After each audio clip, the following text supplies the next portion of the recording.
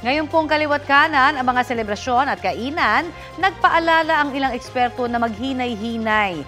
Lalo't karaniwang dumarami ang mga kaso ng stroke, high blood pressure at iba pang sakit tuwing holiday season. Balitang hatid ni Marisol Abduraman.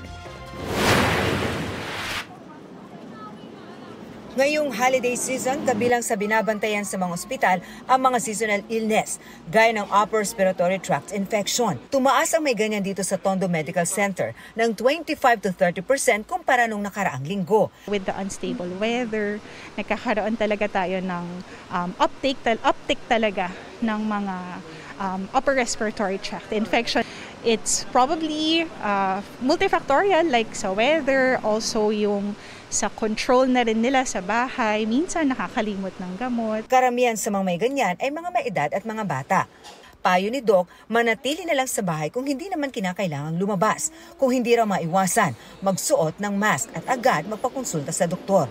Mahigpit ding binabantayan ang tumaas sa lifestyle-related illness naman o yung tinatawag na holiday heart syndrome. Tumaas po, alarmingly, yung mga case ng stroke and hypertension and its complications. We also had some patients po na nagkaroon ng atake sa puso, around 40%. Compared po sa last week, ang mas nakababahala pa raw, may mga nai-stroke na nasa early 30s pa lang. Para makaiwas, lalo na ngayon may mga handaan pa at kainan, payo ni Doc, kumain at uminom lang ng tama. Umiwas sa mga matataba at maalat na pagkain at inumin ang mga maintenance medicine. Marisol Abduraman, nagbabalita para sa GMA Integrated News.